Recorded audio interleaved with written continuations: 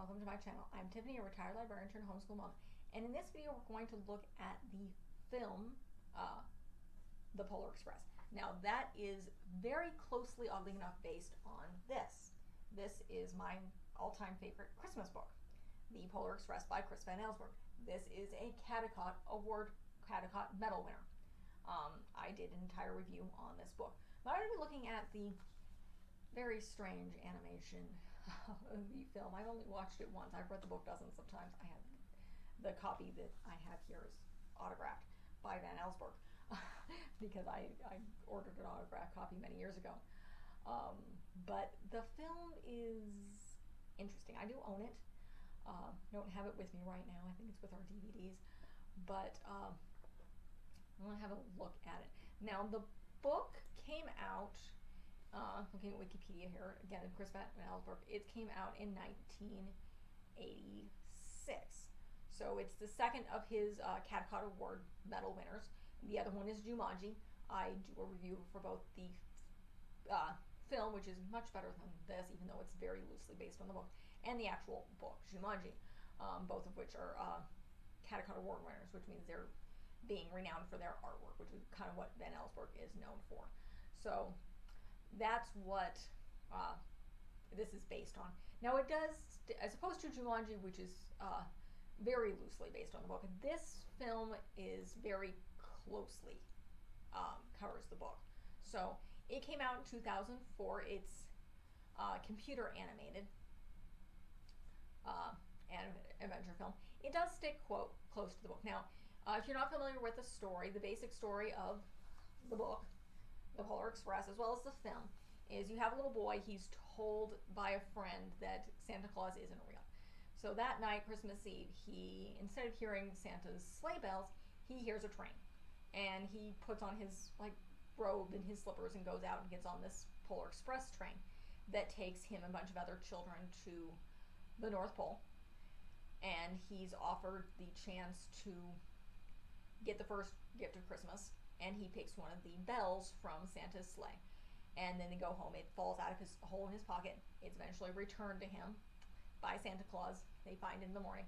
And this is very much a wholesome story of keeping Christmas alive so much. The love and hope of a child. So the imagination and magic of childhood, and holding on to that into adulthood. And that's kind of the voice, because only people who truly believe in Santa Claus can hear the bell. And that's kind of what I love about this. It's very secular. This is not a religious book whatsoever. No matter what anybody wants to tell you, I've actually looked up, if you look at Chris Van Allsburg, he's not religious. That is not the point of this story. Some people have very much played into that in the film, which drives me crazy, because this is a secular book. One of the reasons I love it. I'm kind of a big Christmas person. My husband is not.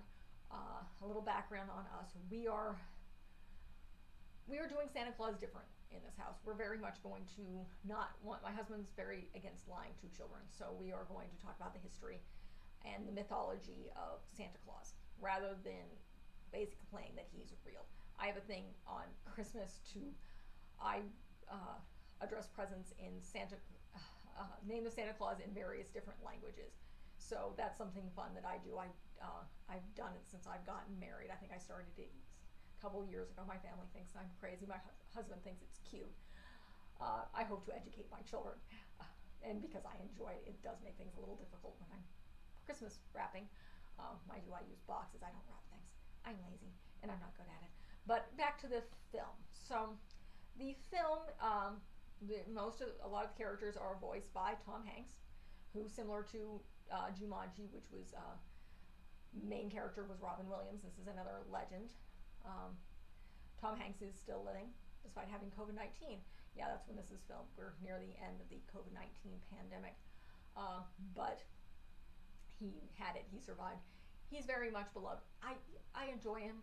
He's a great actor. He's not bad in this film. But the animations it's creepy. It's creepy. It sticks very close to the story. It takes a lot of stuff out of the story. It throws in some action stuff. It throws in, what on earth? Let me skim this. They have elves being sung by, who on earth was it? Uh, let's see, who on earth, they had the elves being sung and animated to look like, and why can I not remember his name?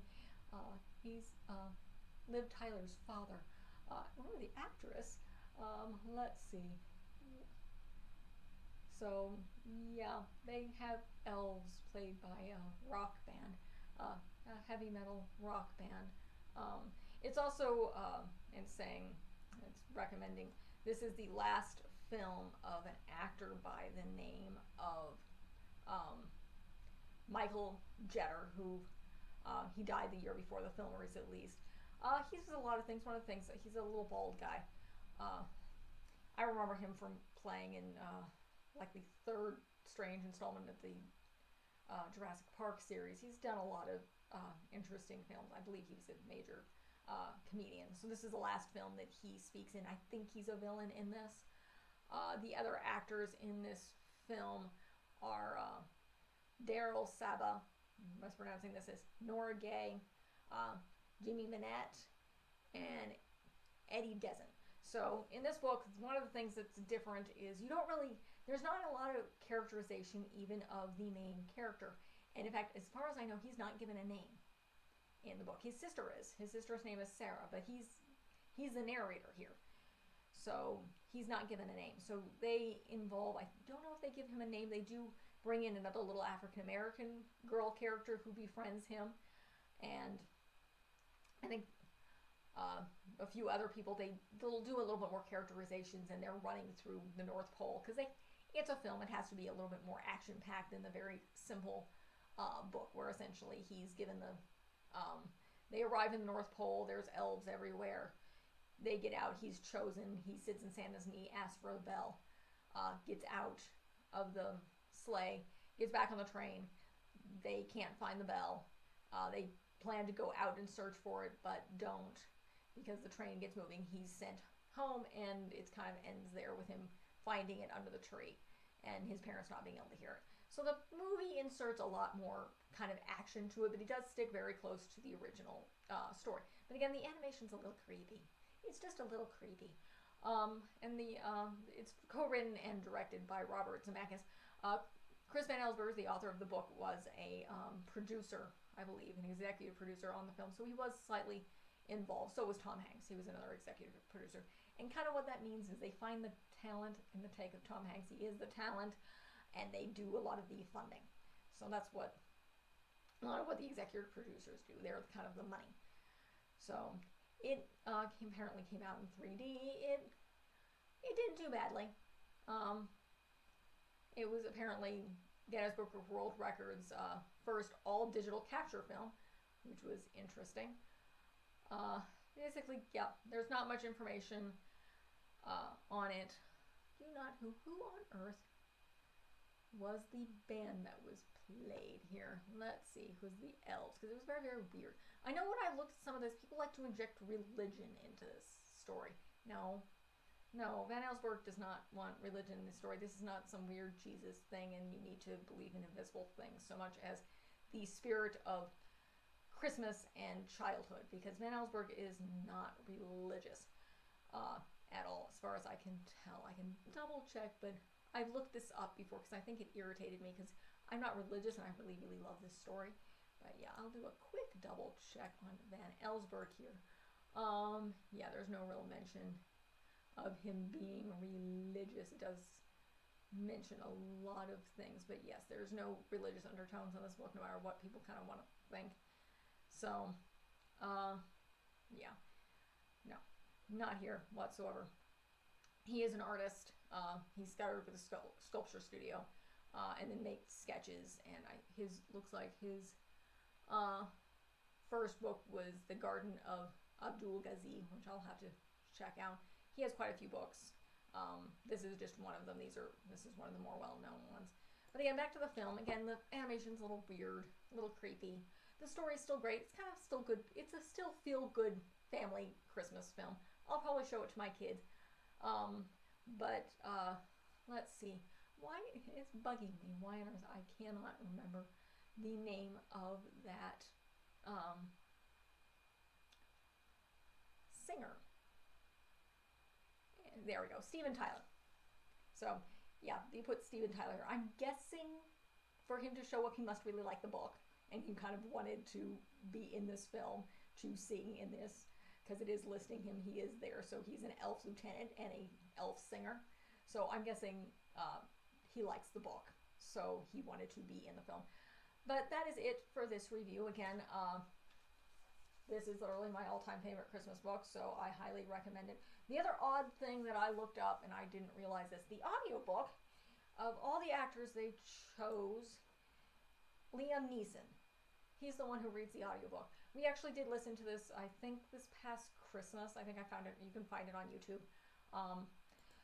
It's kind of weird. The Jumanji, you can find the audiobooks actually read by Robin Williams, so I still haven't had a chance to listen to that. But again, great film overall. I love the story. I mean, you can't beat it. The film is a great family film, particularly since my channel is very secular when it comes to Christmas stuff. This is a great, if you want to do Christmas stuff, this is a great secular film. Again, the point of the story is not religious. It's the magic of Christmas and the magic of believing and the magic of childhood.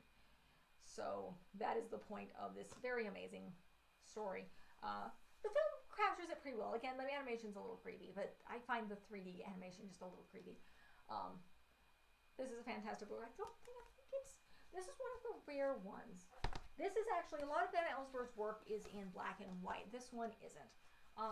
In fact, just for the heck of it here, I'm going to read the final book. And this always chokes me up. This is the very end of the story. This is what I mean by it's the point of the story. It's, at one time, most of my friends could hear the bell, but years passed, it fell silent for all of them.